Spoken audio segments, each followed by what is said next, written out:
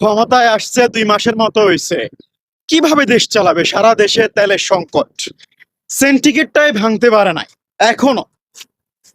আমি ভাবলাম তারেক রহমান লন্ডনে বসে বসে রাজনীতি শিখছে, ঠিক আছে। এখন দেখি তারেক রহমানের মাথায় কিচ্ছু নাই, সিরিয়াসলি কিচ্ছু নাই।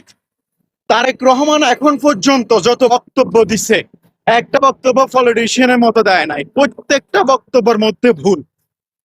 যেটা বলতে চায় সেটা বলতে পারে না, যেটা বলতে চায় না সেটা বল, ঠিক আছে। এখন তারেক রহমানের এই হইলে অবস্থা, এখন আমাদের বাংলাদেশের কি অবস্থা হবে বলেন?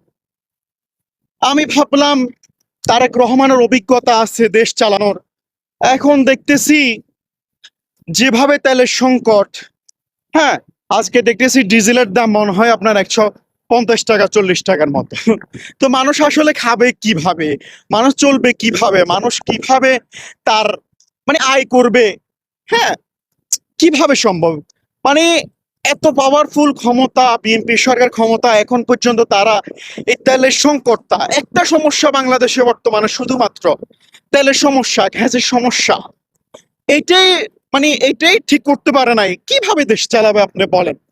কিভাবে আমরা আশা করতে পারবি বিএনপি ভালো করে দেশ চালাবে? বিএনপি ফেল, হ্যাঁ, তারেক রহমান সিরিয়াসলি ফেল। এখনো তো পুরো সময় বাকি আছে ভাই। বর্তমানে বাংলাদেশে যে তেলের সংকট, এটা খুব বেশি কিছু করতে হবে না, আপনি জাস্ট সেন্টিগ্রেডটা ভেঙে দেন, বাস। কিন্তু সেন্টিগ্রেড ভাঙবে কিভাবে? সেন্টিগ্রেডের মালিক তো তারাই, তারাই তো সেন্টিগ্রেড চালাচ্ছে।